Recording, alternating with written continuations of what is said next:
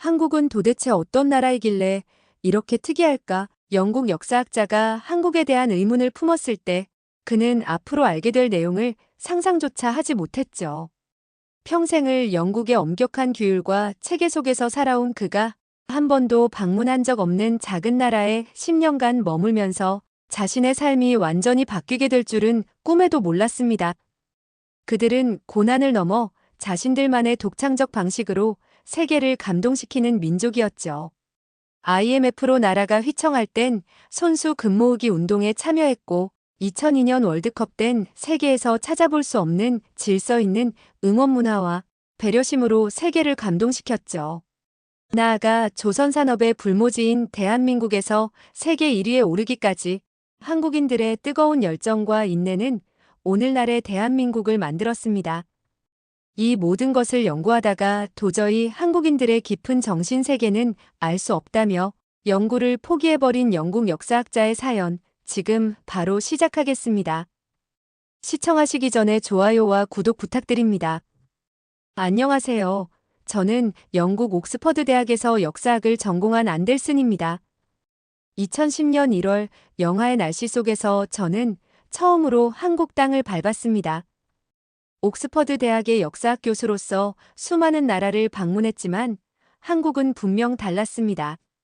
인천국제공항에 첫 발을 디딘 순간부터 저는 이 나라가 가진 특별함을 직감할 수 있었죠. 인천국제공항은 그 자체로 하나의 충격이었습니다.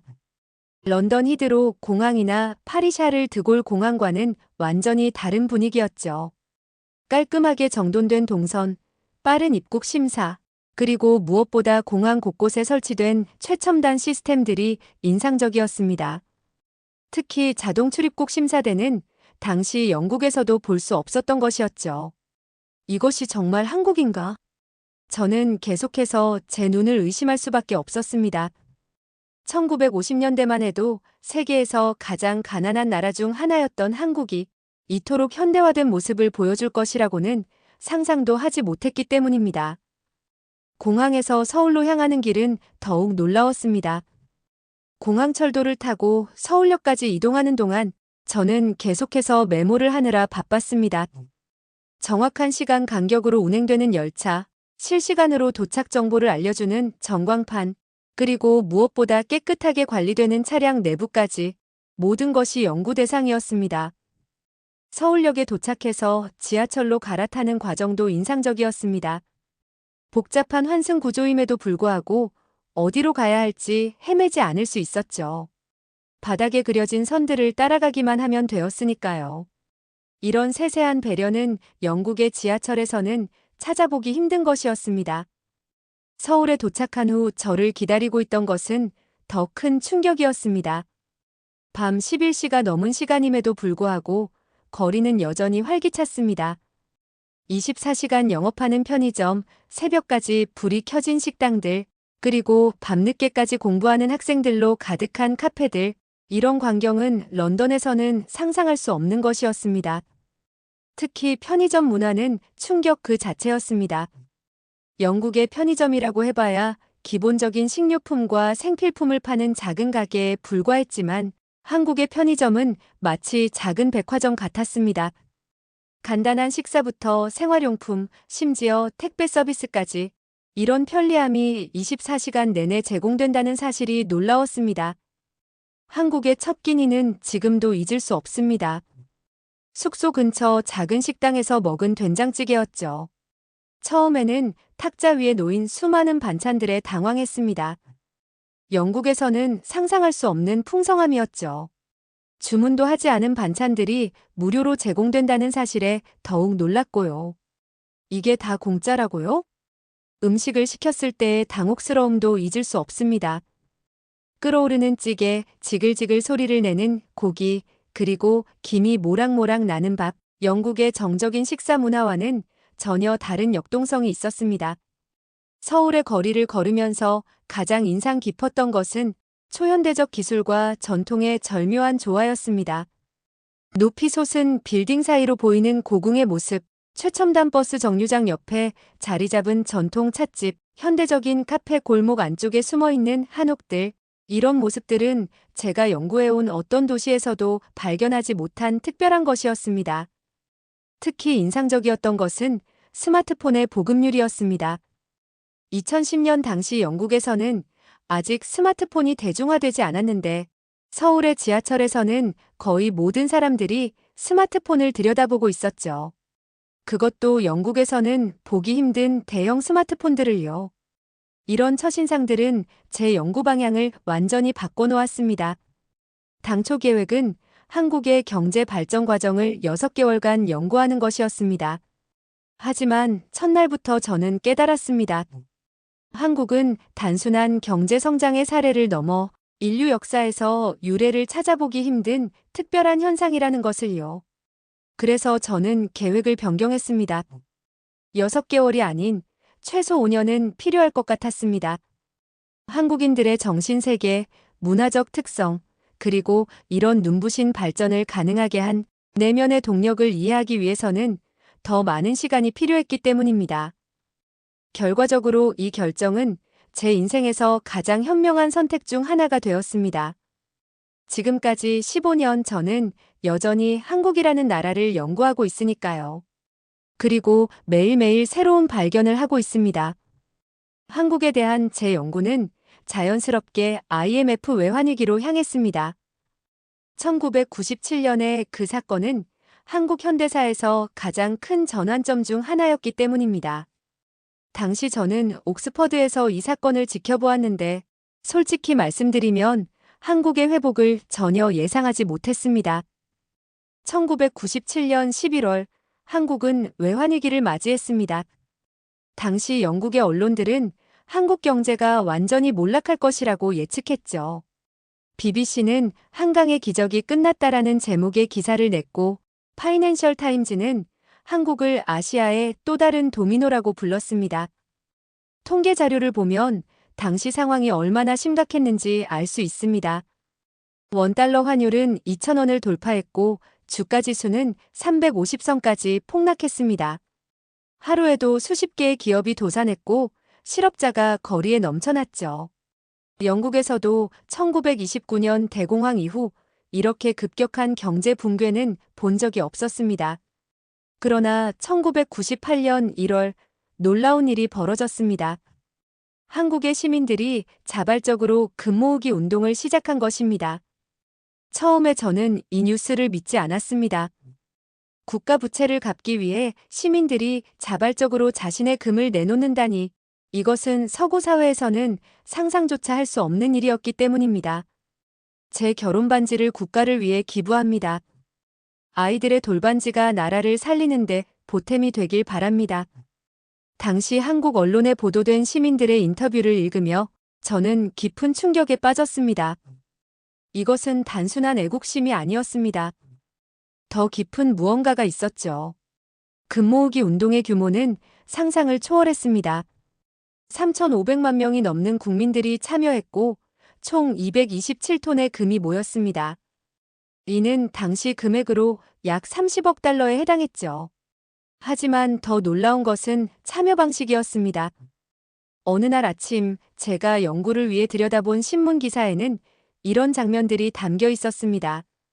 80대 할머니가 60년 동안 간직해온 금반지를 기부하고 초등학생들이 돌반지와 선물 받은 금목걸이를 기부하는 모습, 결혼을 앞둔 예비부부가 예물을 기부, 이런 현상은 세계 경제 역사에서 유례를 찾아볼 수 없는 것이었습니다. 금 모으기 운동의 특별한 점은 그것이 정부 주도가 아닌 시민들의 자발적인 움직임이었다는 것입니다. 한 방송국의 캠페인으로 시작된 이 운동은 순식간에 전국으로 퍼져나갔고 정부는 오히려 뒤따라가는 형국이었죠. 은행마다 길게 늘어선 줄은 마치 축제 현장 같았습니다. 사람들은 자신의 금을 내놓으며 오히려 웃음을 지었고 서로를 격려했습니다. 이는 제가 연구해온 어떤 경제 위기 상황과도 다른 모습이었습니다. 이 운동을 연구하면서 저는 한국인들의 독특한 공동체 의식을 발견했습니다. 그들에게 국가는 단순한 행정 조직이 아니었습니다. 그것은 하나의 거대한 가족과도 같았죠. 위기가 닥쳤을 때 가족을 위해 자신의 것을 내어주는 것이 당연하다고 여기는 문화, 이것이 바로 금 모으기 운동의 핵심이었습니다. 특히 인상적이었던 것은 이 운동이 단순히 금을 모으는 것에 그치지 않았다는 점입니다. 사람들은 외국산 제품 대신 국산품을 사용하기 시작했고 해외여행을 자제했으며 에너지 절약에도 적극적으로 동참했습니다. 이는 마치 전시 상황에서나 볼 수 있는 국민적 단결이었습니다. 그 결과는 놀라웠습니다. 한국은 IMF가 예상한 것보다 훨씬 빠르게 위기에서 벗어났습니다. 1999년 말 한국은 IMF 구제금융 195억 달러를 조기 상환했고 2001년에는 모든 차입금을 완전히 갚았습니다. 이는 단순한 경제 회복이 아니었습니다. 한국은 이 위기를 통해 더 강해졌습니다. 기업들은 구조조정을 통해 체질을 개선했고 금융 시스템은 더욱 투명해졌으며 무엇보다 국민들의 결집력은 더욱 강해졌습니다. IMF 위기와 금 모으기 운동을 연구하면서 저는 한국이라는 나라를 이해하기 위해서는 서구의 분석 틀을 완전히 벗어나야 한다는 것을 깨달았습니다. 개인주의와 합리주의에 기반한 서구의 경제 이론으로는 설명할 수 없는 무언가가 이 나라에는 있었기 때문입니다. 2002년 6월 저는 인생에서 가장 큰 실수를 했습니다. 한국과 폴란드의 첫 경기가 있던 날 저는 런던의 연구실에 앉아 있었거든요. 당시 저는 월드컵은 TV로 봐도 충분하다고 생각했습니다. 하지만 서울 광화문에서 펼쳐진 거리 응원의 장면들을 TV로 지켜보면서 저는 깊은 후회에 빠졌습니다. 그곳에 있었어야 했는데, 역사적인 순간을 직접 목격했어야 했는데, 처음 TV를 통해 본 광화문의 모습은 충격적이었습니다. 붉은색 티셔츠를 입은 수십만 명의 인파가 마치 하나의 물결처럼 움직이고 있었죠. 대한민국이라는 네 글자의 구호가 마치 천둥소리처럼 울려 퍼졌습니다. 영국의 축구 응원 문화를 연구해온 저로서는 이런 광경을 본 적이 없었습니다. 더욱 놀라웠던 것은 그 질서정연함이었습니다. 당시 BBC 특파원이 보낸 리포트에는 이런 구절이 있었죠. 이것은 군중이 아니다. 마치 하나의 거대한 유기체와 같다. 15만 명이 한 사람처럼 움직인다. 소리치고 뛰고 기뻐하지만 그 속에는 완벽한 질서가 있다. 실제로 그날 광화문에서는 단 한 건의 폭력 사태도 발생하지 않았습니다. 오히려 사람들은 자발적으로 쓰레기를 줍고 모든 행사가 끝난 후에는 거리를 깨끗이 청소했다고 합니다. 이는 수십만 명이 모이는 영국의 어떤 축구 경기에서도 본 적 없는 광경이었습니다. 한국이 포르투갈을 꺾고 16강에 진출했을 때 저는 더 이상 런던에 머무를 수 없었습니다. 급하게 비행기 표를 예매했죠. 한국과 이탈리아의 16강전이 있던 날 저는 드디어 서울에 있었습니다. 그리고 그날 제 인생에서 가장 놀라운 광경을 목격했습니다. 경기 시작 6시간 전부터 이미 광화문은 사람들로 가득 찼습니다. 어린아이부터 노인까지 남녀노소를 가리지 않고 모두가 붉은 티셔츠를 입고 있었죠. 더운 날씨에도 불구하고 사람들의 얼굴에는 웃음이 가득했습니다. 낯선 사람들끼리 서로 음료수를 나누어 마시고 응원 도구를 공유하는 모습이 인상적이었습니다. 경기가 시작되고 안정환 선수의 골든골이 터졌을 때의 광경은 말로 표현할 수 없습니다. 수십만 명이 동시에 환호성을 지르는 순간 저는 온몸에 전율이 흘렀습니다. 그것은 단순한 축구 경기의 승리가 아닌 하나의 국민적 축제였습니다. 사람들은 서로를 부둥켜 안았고 낯선 이들과도 기쁨을 나누었습니다. 하지만 가장 인상적이었던 것은 경기가 끝난 후의 모습이었습니다. 새벽 1시가 넘은 시간, 사람들은 질서정연하게 귀가했습니다. 쓰레기는 모두 분리수거되었고 거리는 깨끗이 청소되었습니다. 다음 날 아침 광화문 거리는 마치 아무 일도 없었던 것처럼 평소의 모습으로 돌아와 있었죠. 스페인과의 8강전, 독일과의 4강전에서도 이러한 광경은 계속되었습니다. 특히 인상적이었던 것은 한국이 독일에 패배한 후의 모습이었습니다. 4강 진출이라는 기적 같은 여정이 끝났지만 사람들의 얼굴에는 실망감 대신 자부심이 가득했습니다. 대한민국 구호는 계속되었고 선수들을 향한 박수는 끊이지 않았습니다. 이 월드컵을 통해 저는 한국인들의 또 다른 면모를 발견했습니다. 그들은 열정적이면서도 질서 있었고 단결력이 있으면서도 포용적이었으며 승부욕이 강하면서도 패배를 승복할 줄 아는 성숙함이 있었습니다.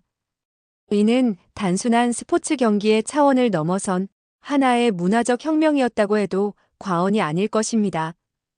2002년 월드컵은 끝났지만 그때 보여준 한국인들의 집단지성과 성숙한 시민의식은 이후에도 계속해서 진화했습니다. 성숙한 시민의식 이외에도 한국인들의 진정한 면모를 느끼게 해준 사건이 또 있습니다.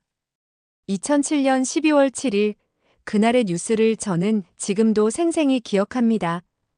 태안 앞바다에서 삼성중공업 크레인선과 유조선 허베이 스피리토가 충돌했다는 소식이었습니다.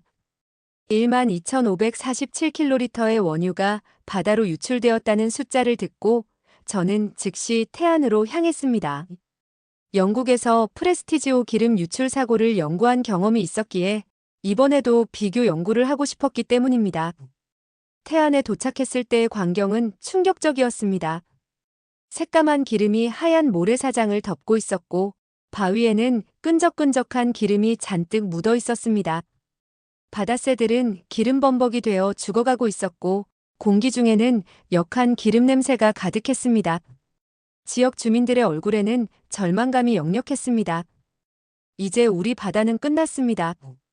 최소한 15년은 걸릴 거예요. 한 어민이 흐느끼며 한 말이 가슴을 아프게 했습니다. 사실 저 역시 같은 생각이었습니다. 1989년 알래스카 엑손 발대즈호 사고의 전례로 볼 때 이 지역의 생태계가 회복되기까지는 최소 15년이 걸릴 것으로 예상되었기 때문입니다. 하지만 이틀 후 예상치 못한 일이 벌어졌습니다. 전국 각지에서 자원봉사자들이 모여들기 시작한 것입니다. 처음에는 소수였지만 소셜미디어를 통해 상황이 알려지면서 그 수는 기하급수적으로 늘어났습니다. 주말이 되자 서울, 부산, 대구 등 전국 각지에서 전세버스가 줄지어 들어왔습니다. 영하의 날씨에도 불구하고 자원봉사자들은 묵묵히 기름을 닦아냈습니다. 제가 놀랐던 것은 이들의 다양성이었습니다.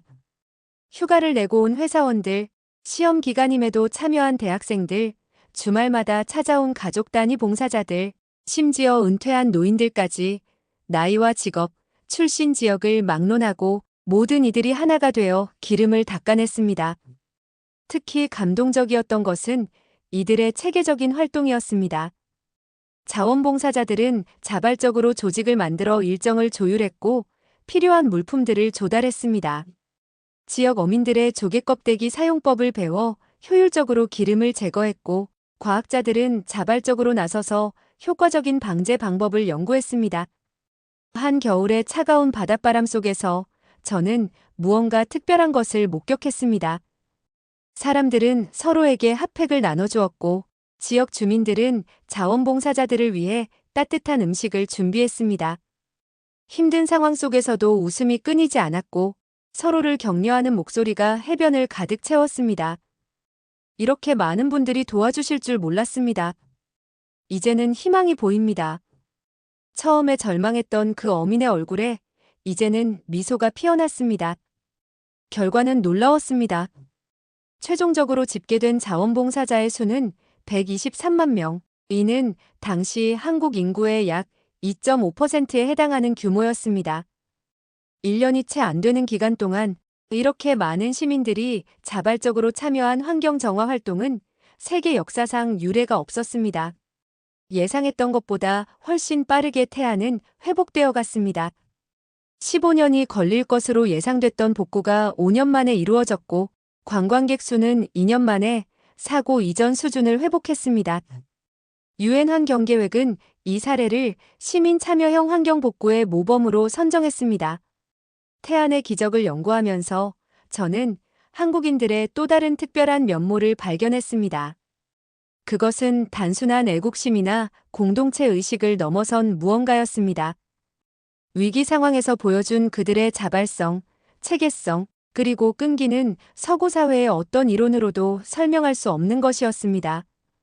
시스템의 붕괴라는 말이 전 세계를 휩쓸던 2008년 9월의 어느 날 서울의 한 대학 강의실에서 저는 학생들의 불안한 눈빛을 마주하고 있었습니다.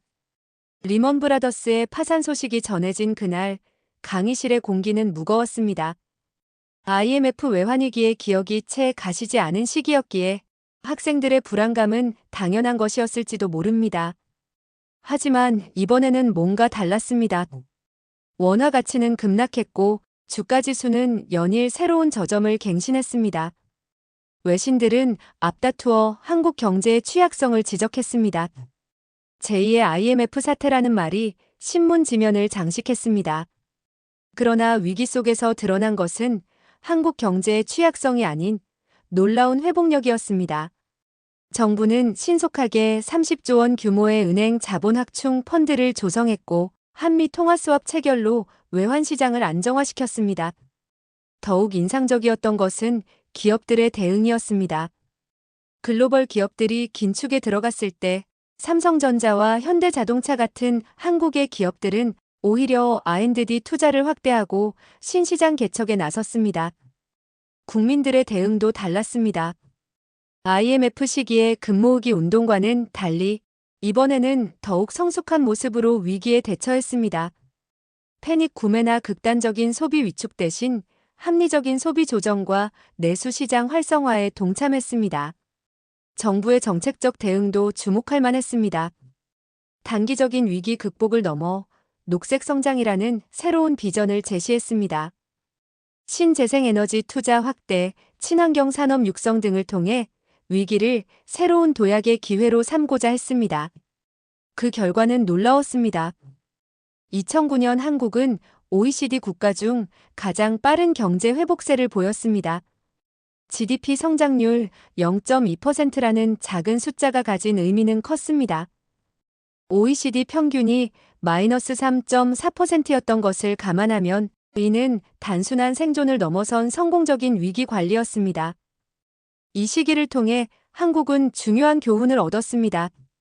위기는 두려워할 대상이 아니라 도약의 기회가 될 수 있다는 것, 그리고 시스템의 진화와 혁신이야말로 진정한 위기 극복의 열쇠라는 것입니다.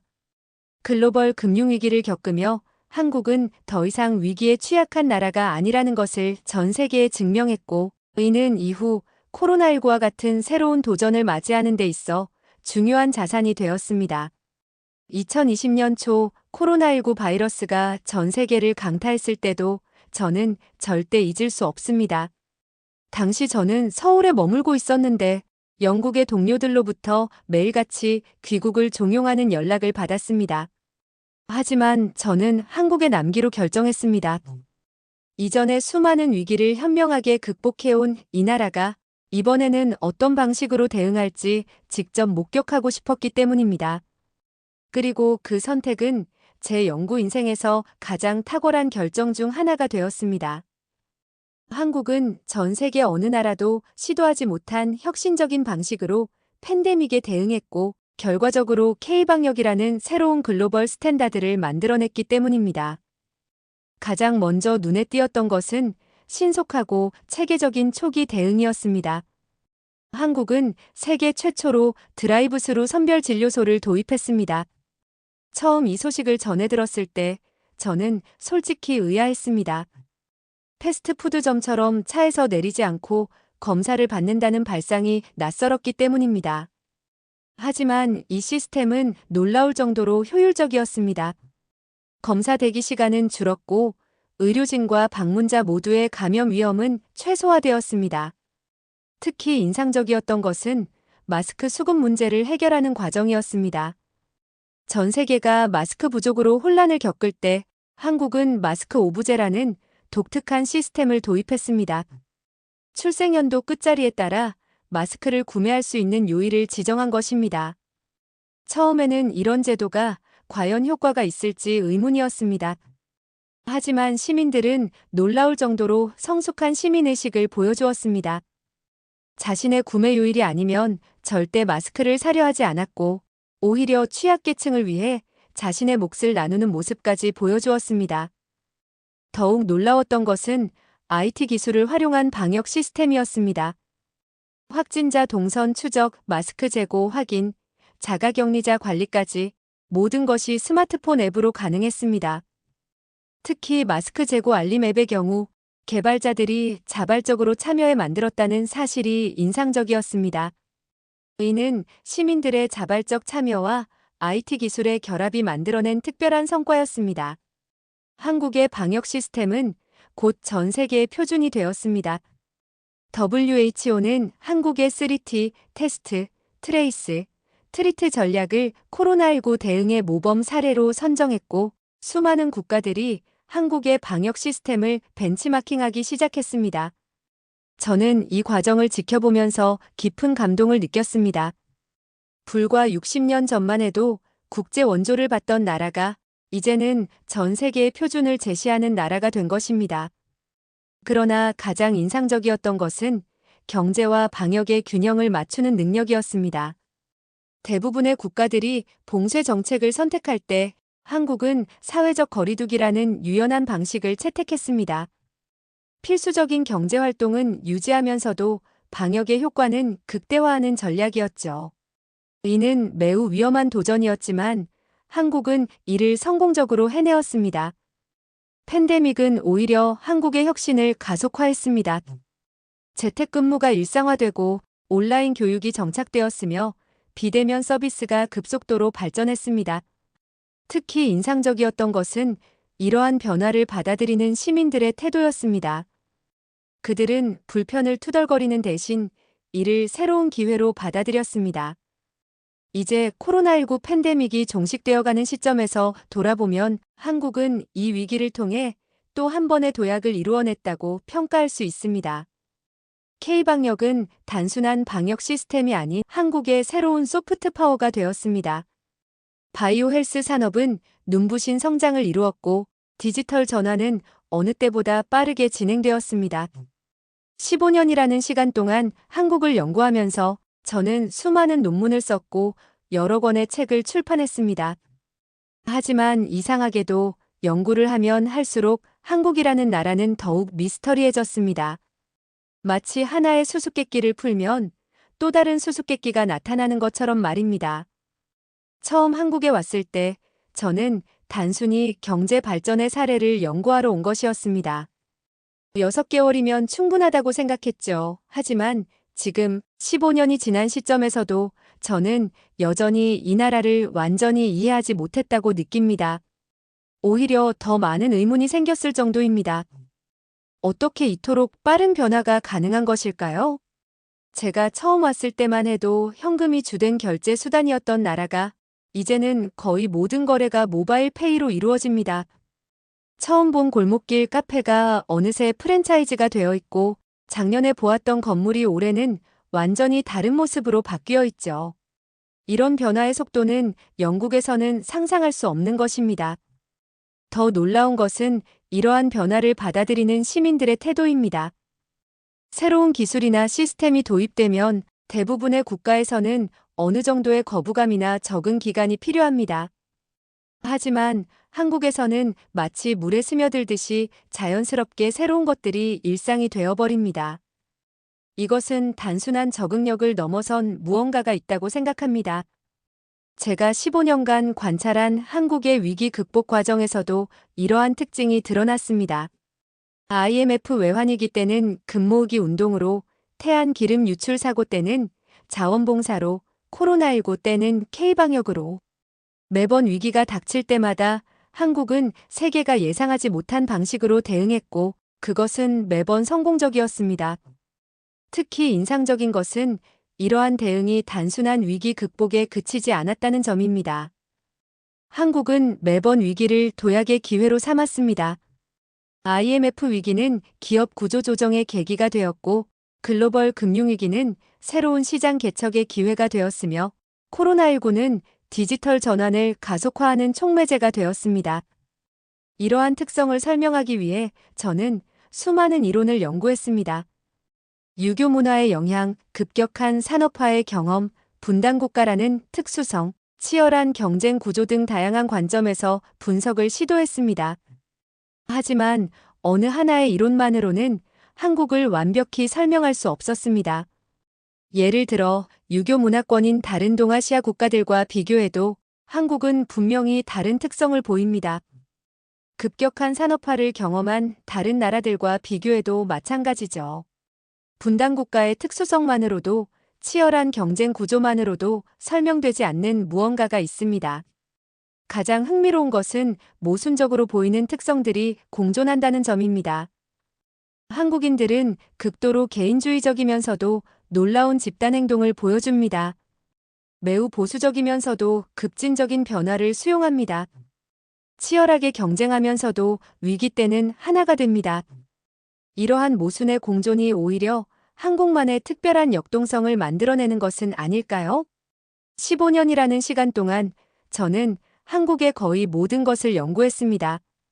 새벽 4시까지 불이 꺼지지 않는 학원가에서부터 배달의 민족으로 대표되는 획기적인 서비스 문화까지 한강의 기적으로 불리는 경제 성장에서부터 BTS로 상징되는 문화적 성공까지. 하지만 여전히 저는 이 나라를 완전히 이해했다고 말할 수 없습니다. 어쩌면 그것이 한국의 본질인지도 모릅니다. 끊임없이 변화하고 진화하는 이 역동성이야말로 한국을 한국답게 만드는 것이 아닐까요? 한 가지 확실한 것은 제가 15년 전 그 겨울날 인천공항에 첫 발을 내디뎠을 때는 전혀 상상하지 못했던 놀라운 여정이었다는 것입니다. 이제 저는 은퇴를 앞두고 있지만 한국에 대한 연구는 계속될 것입니다. 아니, 계속되어야만 합니다. 왜냐하면 한국은 여전히 진화하고 있고 세계는 여전히 한국으로부터 배우고 있기 때문입니다. 그리고 저는 확신합니다. 제가 이 연구를 마무리할 즈음이면 한국은 또 다른 놀라운 모습으로 세계를 놀라게 하고 있을 것이라고 말입니다. 여러분들은 한국이 위기에 직면했을 때 어떤 기억이 있으신가요? 이렇게 한국의 역사를 돌아보니 우리 국민들이 정말 대단해 보입니다. 안델슨 교수의 한국 역사 연구가 지속되어 해외에 널리 알려졌으면 하는 바람입니다. 재밌게 보셨다면 좋아요와 구독 부탁드립니다.